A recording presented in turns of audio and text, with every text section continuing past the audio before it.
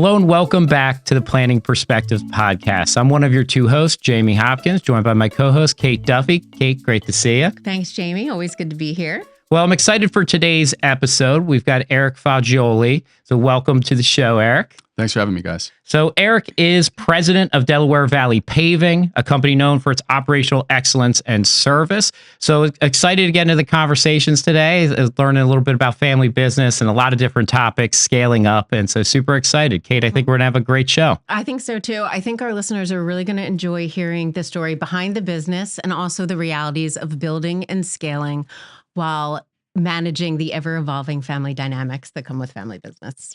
Of course. So for listeners that aren't familiar with Delaware Valley Paving, give us a little bit of your story. How'd you get here? A little bit of the background, and then we'll get into kind of where you're going in the future, Eric. Yeah, sure. So my grandfather started the business, and my dad sold tools for Snap-on originally. It was his first main profession, and then got out of that business, bought the paving company for my grandfather. So with that, he had the sales trading from selling tools, and then he had the mechanical ability. And I always tell people he's probably the best mechanic I ever met. No knock on our technicians, but he was really good. And luckily, my brother inherited most of that. I don't have quite the mechanical skills that he does, but he was paving driveways and doing some commercial work, and realized pretty early on that the commercial space was going to be the only way to scale the business to achieve the goals that he had for himself. And then looked around and said, hey, a lot of these customers that we have are national players in the real estate space, right? And graduated college, came to work for my dad. My brothers followed shortly after me. And the groundwork was really already there to grow more, right? A lot of our customers being national already, it really accelerated fast, right? So the mom and pop real estate players were selling their portfolios off. We were dealing with a time when interest rates were really low. Real estate values were exploding over the last decade. So that really fueled that growth for us. So we went out and said, look, we're going to capture some market share in the greater Philadelphia area. We have about 200 men and women today in the greater Philadelphia area across 3 locations, and focus on growing our national construction business. So we opened a couple of offices.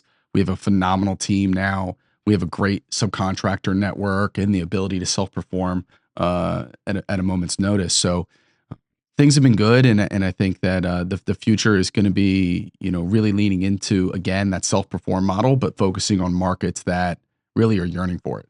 And so you said that your grandfather started it, dad was running it. Mm-hmm. Your brothers got some of that technician ability. I think you've also talked about before that you used to work summers in the business, right, as a kid. And did that set you on that path? Like, hey, I'm going to spend my whole career in this business? Or, for me, my parents ran a construction company too, and I was always up on a ladder on top of roofs. And, that set me on the other path. Like, I really don't want to spend my whole life on a ladder and on a roof. And so I did not go into the family business. But I don't either, though. Yeah. So I don't blame you. Yeah. So, if I wasn't playing sports, I was working for my dad, and, got my CDL when I was 18. Never was a very good truck driver because I don't pay attention very well. But, graduated college, and the biggest need that the company had at the time was for crew leaders. So started a crew, ran a milling machine for a few years. Enjoyed that a lot. Still enjoy operating equipment a lot. Just don't get to do it nearly as much as I wish I had time to. But I think that, and I tell people this, I think one of the best things that the business gave me when I was young is it gave me a benchmark for what hard work looks like.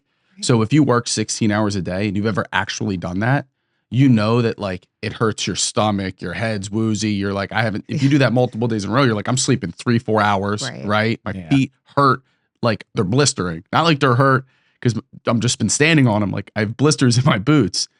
That benchmark you carry with for your whole life. So I tell all my friends, I'm like, send your kids out to work a really, really hard job. Leave the ice cream shop on the wayside, right? Yeah. Go work on a roofing crew, get on the ladder. And then the banking job, you're like, this is easy. Yeah. What do you mean we have to stay late? No big deal, right? Oh, it's hot in the office. I joke, people go, oh, it's hot in the office. I'm like, what do you mean? It's 71. It's not 68. Yeah. Like, guys, we're in the paving business. You can't say that, But that benchmark's established for life. Yeah. Well, you're right. Like, I think about it every once in a while. When you brought that up about the blisters, I was like, my hands, my arms were always had, like, because we worked with aluminum doing gutters, and like I had 17 cuts on me at all times, and they're like, they weren't ever gonna like not be there. You just like one healed, you got another one. Yeah. And it's like now it's like, yeah, I don't walk around just like hands all cut up, arms all cut up. People being like, what happened? You're like, just work. Like that was.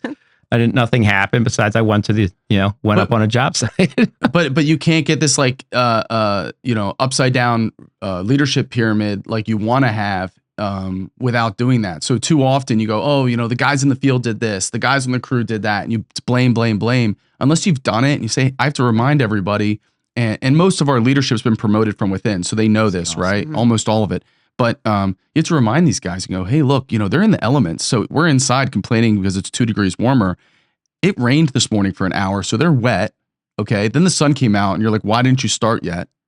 Okay. Because you don't even know it rained, right? Because they're 3 hours away. So, these kinds of things just stay with you.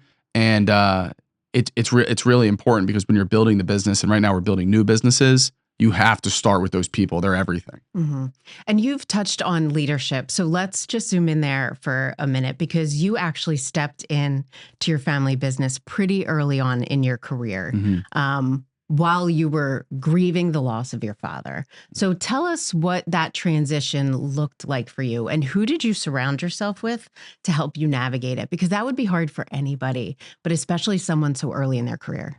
Sure. Well, So for starters, my dad was my best friend, and I think that's like a cliche thing to say, but it was the actual truth, right? We rode motorcycles together, we watched movies, everything we did was together, right? All the things that you think of, like gambling at the casino, like you think, oh, this is my college buddies. No, that was my dad. Right. Like we were best friends, and I can say the same for my brothers as well, which is great. So for starters, that was the hardest part about losing my dad. I think almost like dwarfed the pressures maybe of running the business. But I was in a president role. But it's so easy to underestimate what it means to have somebody that you can lean on, right? Even if you don't. So when he passed, that was the biggest hole that professionally that existed for me. And I'm looking around going, man, am I making the right calls? I've got to hire this person. It's a high paying position. Is the business ready for it? I have to let this person go. Maybe they've been with us for a long time. Really, really tough decisions I'm making, and it felt very alone. But I wasn't. I was with my brothers. My brother Tom, we're very close in age. We both trust each other a lot. That's everything, right? So again, we're going on a motorcycle trip, I'm going with my brother, right? If we're going snowboarding, I'm going with my brother. So we do stuff like that together, build the friendship, the professional development piece follows that. And that's been huge. So getting through that, I think staying close with my brothers, being there for my mom, and my wife was awesome through all of it. My daughter was just born, 2 months before my dad passed, and my wife was like a rock. So I can't say all this without giving her tremendous credit for that. Yeah. So that really shows that that business and family are so incredibly entwined. And there are a lot of people that would swear off working with their family members because there's maybe entitlement or work ethic issues, or some people think of family first versus business. But you're the opposite, and you are a proponent of working with your family, those that you trust and the most. So are there any non-negotiables that you've put in place to make sure that the business and your family relationships stay healthy? Yeah. So you have to remain friends, right? So if you're not so, you think of it as saying, don't hire friends, don't hire family that you're not friends with. Right. Because the only problem with working with family, and I'm not saying, hey, we do it without any challenges or hurdles to overcome on a daily basis. But when you're friends, you remove the digging and the biting and all that stuff that only a family member could get under your skin about. Right. So you're like, oh, did you sleep in again today? It's like, oh, it's just a little joke, blah, blah, blah, because I beat you in by 10 minutes. But for some reason, when your brother says it, it bothers you. Yep. Right. But when you're friends, it's like, okay, that was a joke and it's fine. So I think maintaining the friendship's been huge. Yeah, I think one of the things on that too is I remember, I think it was the CEO of Home Depot actually said this, and he was like, I will always trade off a little bit of competency for alignment. So it's kind of goes to that, right? Like if you're friends and you're aligned, like it's so what that they may not be the top finance person in the whole world, but you're aligned, right? Both like emotionally, friendship wise, and then you can go do anything. And it's not always about having the top rated person. If they want to go do something else and drive the business in a different way, it's going to create a lot of friction. I think that's a bit of your point, right? Like if you can have that camaraderie where you know you're in it together, it works. I mean, our whole leadership team consists of people that I was friends with or family members. Our chief revenue officer is my cousin. Okay. So, alignment's huge for us, but I also think that velocity wins out over all things. So I tell everybody, let's get it done and then make it good and then make it great. So everyone focuses, typically what you see, especially in service businesses that are a little bit slower moving, see everybody focusing on, hey, should we make a thing? Maybe we should do it. I don't really know. We've already done it. And you go, well, it could have been better. It already is better because we went live, then we made the adjustments. We made more and more and more. Now it's dialed and it's done. You haven't even moved yet. You can only do that if you're aligned with the people you're making decisions with, right? So I think I'll take family and friends all day. Yeah. Well, I love that. Now Delaware Valley Paving is delivering services in all 50 states, right? You're a nationwide business. Tell me about that process of scaling up the business. What did that look like, and how did you expand out of the Delaware Valley region? You hinted at the beginning, you had clients that were everywhere, but what did you really focus on to be able to scale up? Yeah, so the paving and concrete parking lot maintenance and construction business, as we call it, is a cyclical business. It's a seasonal business. So typically we want our customers to buy in the spring. They make decisions late spring. Projects don't get started until July, August, September. That's fine. But in order to manage that problem, right, you have to have a subcontractor network that you rely on, right? We can't do 3 to 4 times the production in a given month just because the demand's there. I don't have a bench to pull off of that's that deep. So and my dad had a model. He said, hey, let's target to self-perform 70% or more. So in a really, really busy year, we might be subcontracting 30%. So we have a project management team that oversees subcontractors that work for us, right? And we've done great things for our subcontractors and our partners in the greater Philadelphia area. And then over the years, I'd say about 8 years ago, we started going what I would consider super regional. So you expand outside of the tri-state area. We're in New York, we're in Virginia, we're in Ohio. We would do one project here, one project there. We started hiring a team. And as of about a year ago, we're now in Canada. So, we're expanding and, we're just going where our customers have demand, right? A lot of our customers said, hey, there's a lot of demand in the Pacific Northwest, right? We opened an office out in Salt Lake City to service the West Coast better. We want to go where the demand is, and we don't want to go where it isn't. So you've talked about, or in our pre-call, you were talking about how your competitors, a lot of them over the last several years have sold out to private equity firms. And you also mentioned you were at a convention where you were one of 2 family businesses there. Tell us why it's important to you to remain a family business and not sell to a third party.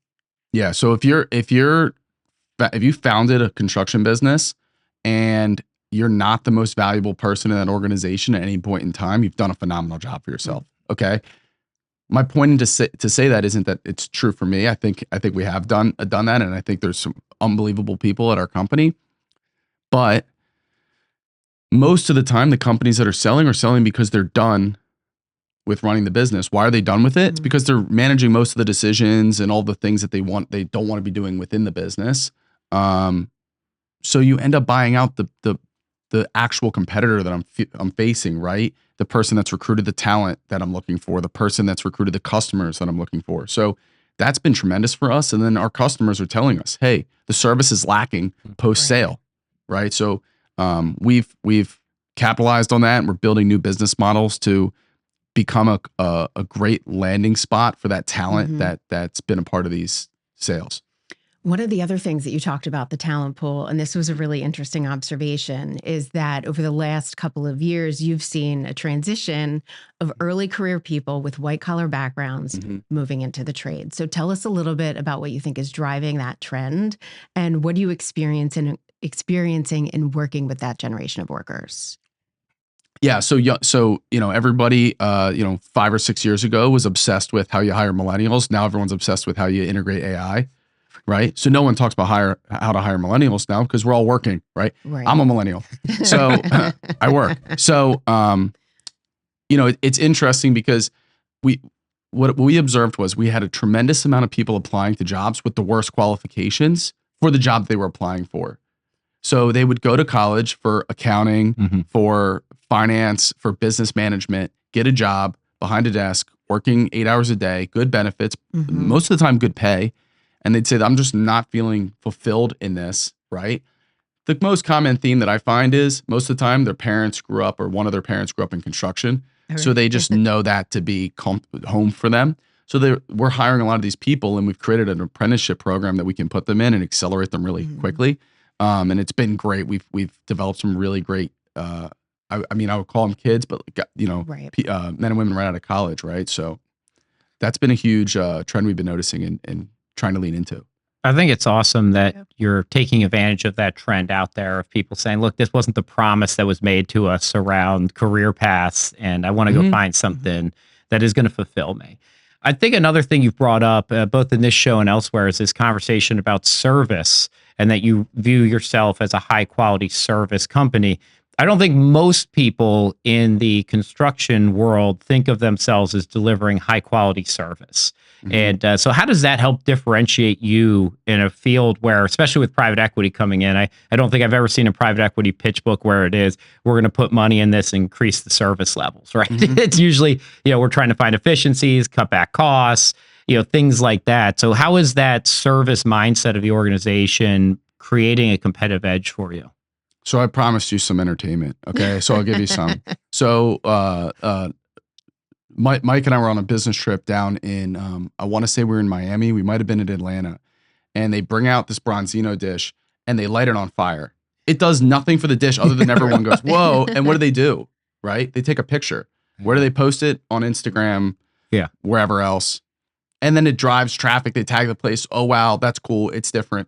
I don't know what it costs to light the Bronzino on fire, but it makes all the difference.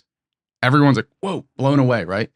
So we got in the Uber and we're going to the airport, and I said, we need a flaming Bronzino. This was years ago. And, Mike looks at me like, what are you talking about? I'm like, our service, we're bringing the Bronzino out and it's delicious, but nobody cares.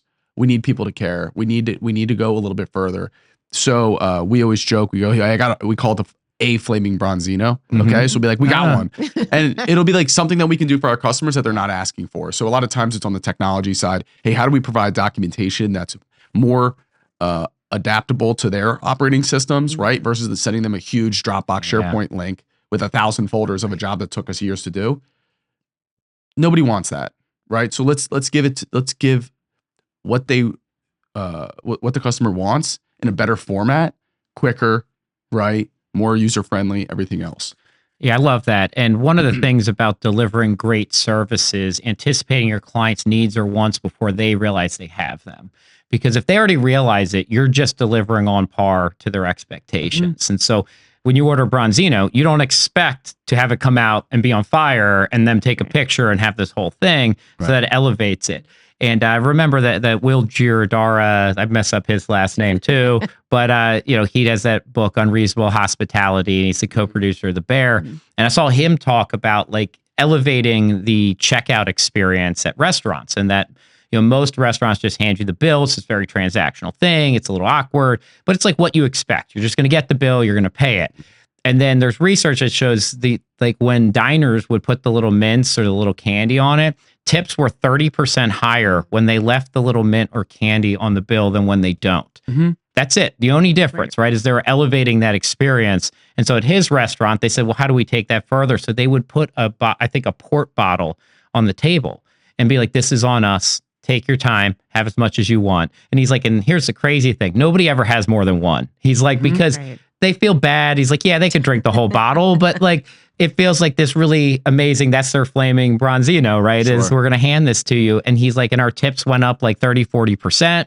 And, it's costing us $6 of, 3 shots of this port. And he's like, but we're getting $80 more in tips. And he's like, and that was the only change. And because we're giving this non-expected experience of an end of the night celebratory thing at the restaurant. And I love that story. But the thing isn't the port that's exceptional. It's just the fact that you're doing it at all. Yeah. Right. So let's just say it's a mint.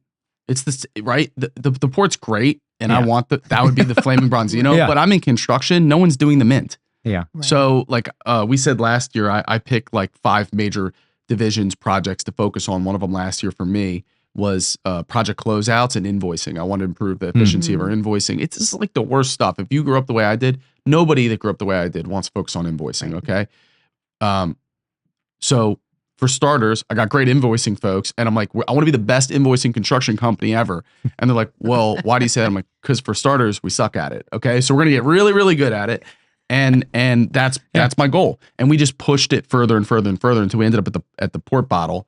And we ended up improving our AR by 35%. Wow. Like on returns. Like speed of payment. return. Yeah. Yeah. Because it's really easy to point at the customer and go, the customer is not tipping. It's really really not that hard, really, though, to look in the mirror and go, we should be giving them some mints and just trying to get better tips. So that's what we did. I said, I think our invoicing is not good. I don't think it's our customers aren't paying us. I think we should focus more on what we can control. Right. And it was huge. So are these landing in your best practices handbook? Because we talked about that a little bit. You're rewriting your handbook now. You've got some best practices out there. Share with us what those are. So our handbook's been around before me, and everyone has some form of handbook, and it's going to be attached to a contract. We're creating a playbook for our company, right? And this is different because when you talk about the fallout from some of these amazing companies that have sold, right? I want to be poised to catch this talent. Right. The playbook is how I do that.